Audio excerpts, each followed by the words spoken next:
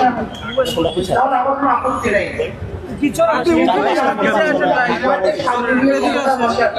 Mobile ঢুকে যাচ্ছে, অবশ্যই আপনাকে চমৎকার করতে হবে, সামনে থেকে বিচার দেখাতে হবে, এরপরে কিন্তু আসলে যেতে হবে।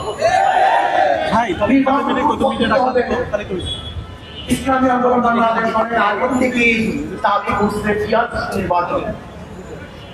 2008 সালের নির্বাচন ইশতেহারে ইসলামী আন্দোলন বাংলাদেশ স্পষ্ট ঘোষণা করেছেন যে পিয়াজ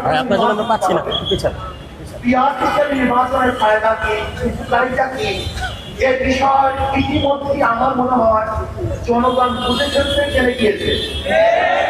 এমনকি বর্তমান জরিপে দেখা যায় 80% জনগণ পিয়ারের পক্ষে, পিয়ারের বিপক্ষে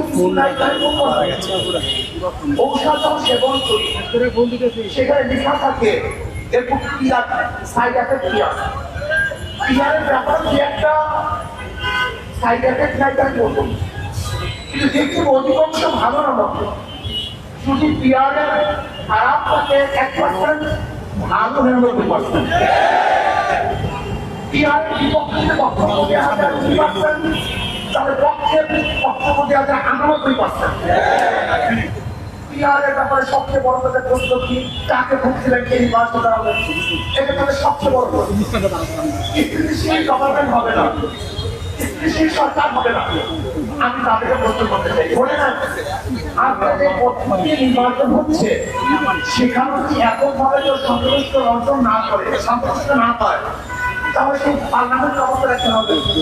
সেরকম দুর্বল পার্লামেন্ট যদি কোয়ালিশন সরকার গঠন করতে হয়, সে পার্লামেন্ট তো দুর্বলই হয়। বর্তমান পরিস্থিতিতে দুর্বল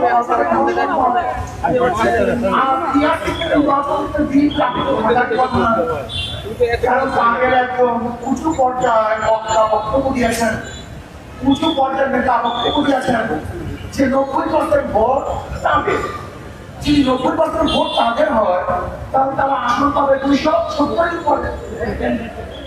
তাতে একদম সরকার করতে পারবে,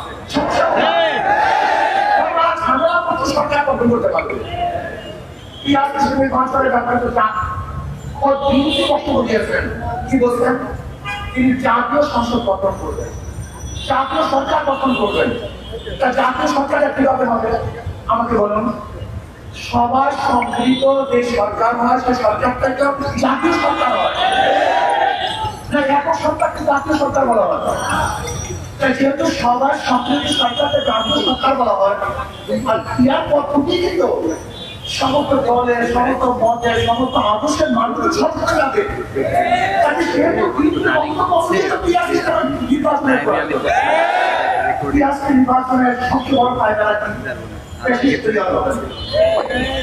কারণ টাকা সরাসরি হবে না, পেশির শক্তি ব্যবহার করতে পারবে না, ভোট চিন্তাই হবে না, কারণ ভোট বিফলে যাবে না, বসবে না। সব দলীয়, সব আদর্শের, সব মানুষের সংসদ হবে, যেখানে থাকবে মুসলমানদের প্রতিনিধি, হিন্দুদের প্রতিনিধি, খ্রিস্টানদের প্রতিনিধি, সেখানে থাকবে ডান বাম সমস্ত প্রতিনিধি সেখানে থাকবে। রাস্তায় আন্দোলন করতে হবে না, আমাদের আলোচনা হবে সংসদের মধ্যে, রাস্তা চিল্লাচিল্লির কোনো প্রয়োজন নেই।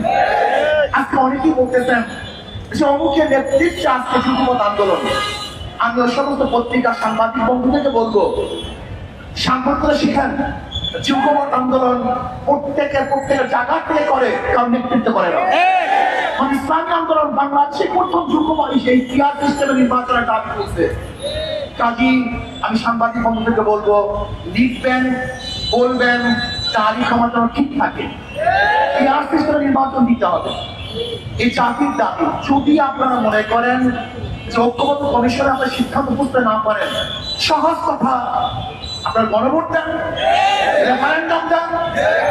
যদি জনগণ পিয়ার সিস্টেম নির্বাচনের পক্ষে থাকে তাহলে আমরা অবশ্যই দাবি করতে পারি, আর যদি জনগণ পিয়ার সিস্টেম নির্বাচন না চায় তাহলে আমরা দাবি করব না। অন্তর্বর্তী সরকারকে বলবো অবশ্যই আপনি রেফারেন্ডাম দেন, গণভোট দেন। যদি জনগণ ডিসাইড করে যে আমরা পিয়ার সিস্টেম নির্বাচন চাই তাহলে অবশ্যই আপনাকে পিয়ার সিস্টেম নির্বাচন দিতে হবে। ইনশাআল্লাহ যদি আপনি কোনো অবস্থাকে আগে বলেছেন বক্তা আমার উপরের ইঙ্গিত, যদি উপরের ইঙ্গিতে আপনি পিয়াজ নির্বাচন দিতে গরিবসী করেন, তাহলে জনগণ ঐক্যবদ্ধ ভাবে আপনাকে বাধ্য করবে পিয়াজ নির্বাচন দেওয়ার জন্য। জুলাই সনদে আইনি স্বীকৃতি দিতে হবে এবং বিচার দৃশ্যমান করতে হবে। যদি তা না করেন সংস্কার করতে হবে। যদি এইগুলি আপনি না করেন, শুধু নির্বাচন করেন, তাহলে আমি মনে করব আপনিও কোন এক দলের দিকে ঝুঁকে গেছেন, আপনি নিরাপত্তা হারিয়ে ফেলবেন। কাজে আসুন আমরা সম্মিলিত ভাবে এই দাবিকে সামনে নিয়ে আন্দোলন করব। আর আমি মনে করি আন্দোলনের কোনো প্রয়োজন নাই, আন্দোলনের আগে সরকার এটা গ্রহণ করবে। আর প্রাইমারি স্কুলে ড্যান্স এবং গান শিক্ষার জন্য ওস্তাদ দিবেন, শিক্ষক দিবেন। কেন, কিসের জন্য? গান ড্যান্স আমাদের মুসলিম পরিবারের এক সাংস্কৃতিক নাম। আপনাদের সমস্ত পরিবার, বাংলাদেশের সমস্ত পরিবার নাস্তিক হয়ে থাকে, বেঈমান হয়ে থাকে, তাদের জন্য গান এবং গানের টিচার দিতে পারেন। যদি ব্রাহ্মণ ভাষার মুসলমানদের দেশে কোনো অবস্থাতেই গানের টিচার দেওয়া যাবে না। এদেশে টুপিওয়ালাদের, দাড়িওয়ালাদের, মুসলমানদের খাজনা ট্যাক্স থেকে পয়সা দিয়ে গানের টিচার দিবেন। গানের টিচারের প্রয়োজনটা কি? সেটা ইংলিশ টিচার দেন, কম্পিউটার টিচার দেন। আপনি প্রাইমারি শিক্ষা ব্যবস্থা ধ্বংস হয়ে গেছে,